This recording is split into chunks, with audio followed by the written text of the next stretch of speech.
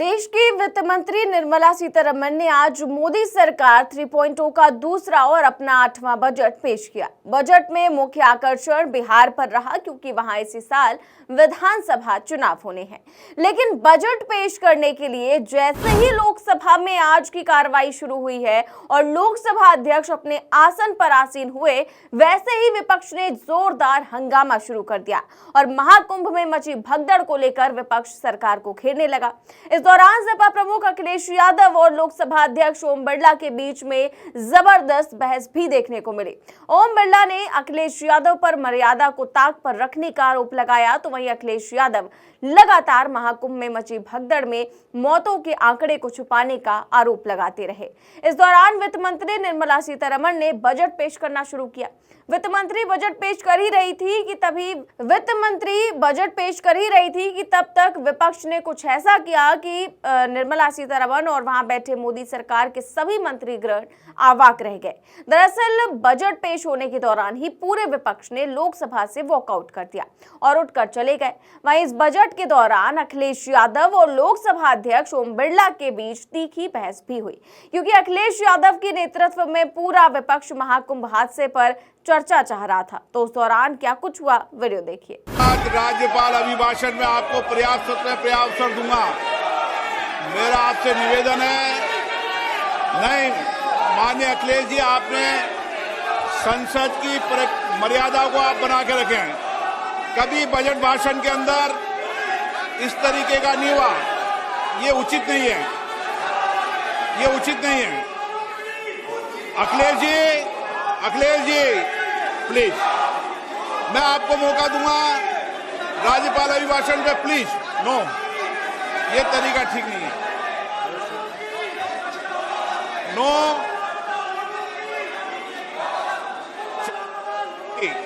राज्यपाल अभिभाषण पर चर्चा होगी। नो तरीका। तो बजट के दौरान विपक्षी सांसद लगातार महाकुंभ में हुई भगदड़ और उसमें जान गंवाने वाले लोगों का मुद्दा उठाते रहे, लेकिन लोगों की मौत से अनजान बनी मोदी सरकार अपना बजट पेश करती रही और लोकसभा स्पीकर ने विपक्ष की किसी भी बात पर गौर नहीं किया। नतीजा ये हुआ कि कांग्रेस और समाजवादी पार्टी के सदस्यों ने बजट का बॉयकॉट कर दिया और बाहर निकल गए। हालांकि कुछ देर बाद कई विपक्षी सांसद वापस भी आ गए, लेकिन विपक्ष के इस रवैये को देखकर वित्त मंत्री समेत पूरी मोदी सरकार अवाक रह गई। For this journey of development, our four powerful engines are agriculture, MSME, investments and exports. The fuel, our reforms, our guiding spirit, inclusivity and the destination Vikasit Bharat. तो देखा आपने किस तरह से वित्त मंत्री निर्मला सीतारमण बजट पढ़ती रहीं और विपक्ष बाहर निकल गया। वहीं पर पूरा बजट पेश होने के बाद अब विपक्ष इस बजट को धोखा देने वाला भी बता रहा है और मोदी सरकार को घेर भी रहा है। सपा प्रमुख अखिलेश यादव ने बजट से ज्यादा महत्व महाकुंभ में हुई घटना और लोगों की मौत को देते हुए कहा कि बजट अपनी जगह है, लेकिन कुंभ महत्वपूर्ण है, जहां पर लाशें आई हैं और इतने लोगों की जान गई है। वहीं भारत की अर्थव्यवस्था को विकसित बनाने के सरकार के लक्ष्य पर तंज कसते हुए अखिलेश यादव ने यह भी कहा कि जो सबसे बड़ी परंपरा का आयोजन नहीं कर पा रहा है, वो क्या दुनिया में अर्थव्यवस्था बना पाएंगे? आप लोगों को स्नान न करा पाए, क्या ये विकसित भारत की परिभाषा है? मेरी जानकारी सही है तो ये सरकार का 12वां बजट है।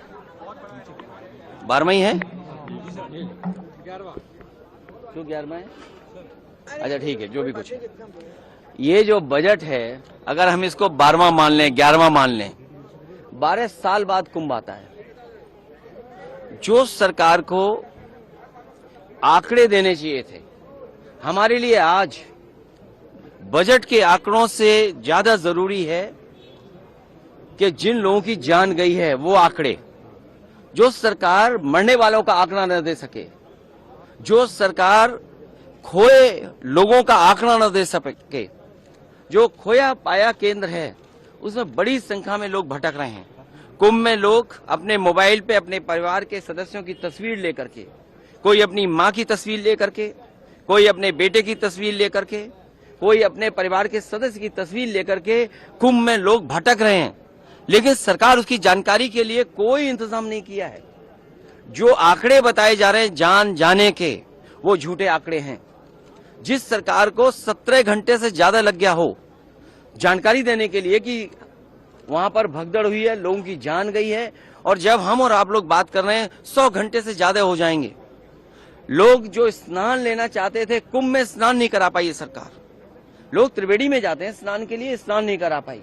और कोई भी ऐसा शंकराचार्य, साधु, संत और देश का बड़ा साधु ऐसा नहीं है जो महाकुंभ में न रहा हो। इनके किस आंकड़े को हम यकीन माने? जो लोग कहते थे डिजिटल इंडिया, उस महाकुंभ में हजारों सीसीटीवी कैमरे हैं, उस कुंभ में हजारों ड्रोन से उन्होंने समय समय पर जानकारी हासिल की। क्या सरकार के पास मरने वालों के आंकड़े नहीं है? क्या सरकार के पास जो खोए हैं उनके आंकड़े नहीं है? जो सड़कों पे चले गए, मर गए लोग जाकर के, लोग अयोध्या गए, वो प्रभु श्री राम के मंदिर का दर्शन नहीं कर पाए। जो लोग बनारस गए उसका दर्शन नहीं कर पाए, सड़कों पे रातें गुजारी हैं लोगों ने। सुनो, ये वर्ल्ड की इकोनॉमी 5th लार्जेस्ट से 3rd लार्जेस्ट ले जाना चाहते हैं। जो सड़कों पर लोग सोए हैं 12-12 घंटे, एक दिन, 2-2 दिन। कई लोग जो बाहर से चल करके अपने इंतजाम से आए थे, आप पता कर लीजिए प्रयागराज से अयोध्या जाने में कितना समय लगा है लोगों को। 12 घंटे, 16 घंटे, एक दिन लगा है। कोई दर्शन नहीं कर पाया। कोई बनारस गया, गाड़ियां आने नहीं दी किसी की। अगर बनारस के लोग में तब भी नहीं गाड़ी देने दें। ये क्या इंफ्रास्ट्रक्चर बना रहे हैं? प्रधानमंत्री का क्षेत्र क्यूट को बना रहे थे। जिनके पास ये सपना नहीं है, विजन नहीं है कि देश की आबादी क्या हो, कितना बड़ा इंफ्रास्ट्रक्चर होना चाहिए। जिस महाकुंभ में लोकसभा के टीवी में प्रचार हुआ, कल भी मैं जब था लोकसभा के टीवी में प्रचार हुआ, आप सब चैनल वाले लोग हैं, आप पर न जाने कितना बड़ा पैकेज देकर के प्रचार कराया गया। जब 40 करोड़ लोगों का इंतजाम करना था तो क्या आपने इंतजाम किया? आप स्नान को लेकर के आपने तो आंकड़े पेश कर दिए कि 10 करोड़ लोगों ने स्नान कर लिया, लेकिन किनकी जान गई है, कौन खो गया है, उसकी आपका आंकड़े ही नहीं है। जो कपड़े मिले हैं, जो चप्पलें मिली हैं, जो सामान मिला है, क्या सरकार को उस बात की चिंता नहीं है? ये सरकार कहती है कि हम हिंदू पार्टी हैं, हिंदू का संरक्षण करते हैं। जो सरकार महाकुंभ और हिंदुओं का सबसे बड़ा ये त्योहार माने, पर्व माने, या ऐसी जो आयोजन है वो माने, उस आयोजन को नहीं कर पा रहे हैं, तो वो क्या दुनिया में अर्थव्यवस्था बन पाएंगे?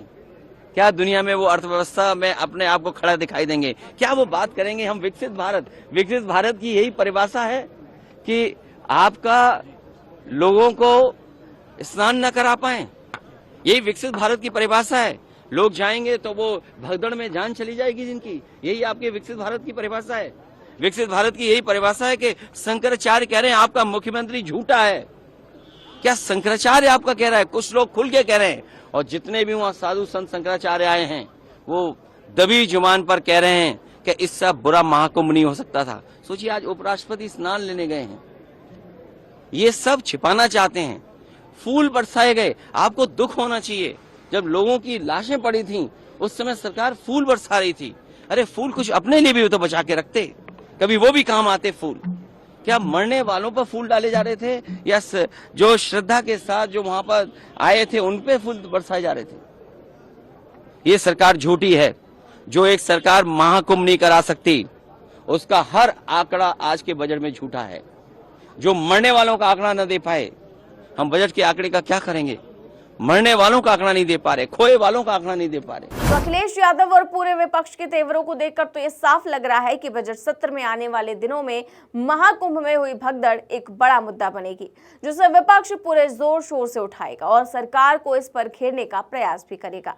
क्योंकि जाहिर है कि महाकुंभ हादसे में प्रदेश की योगी सरकार द्वारा आंकड़ों को जो छिपाया जा रहा है और अपनी नाकामी पर पर्दा डालने का प्रयास किया जा रहा है। फिलहाल अब देखना यह है कि बजट सत्र में आगे विपक्ष किस तरह से इस मुद्दे को उठाता है और सरकार इस पर किस तरह से जवाब देती है। तो इस खबर में बस इतना ही। देश और दुनिया की तमाम बड़ी खबरें जानने के लिए देखते रहिए 4 PM न्यूज़ नेटवर्क। नमस्कार।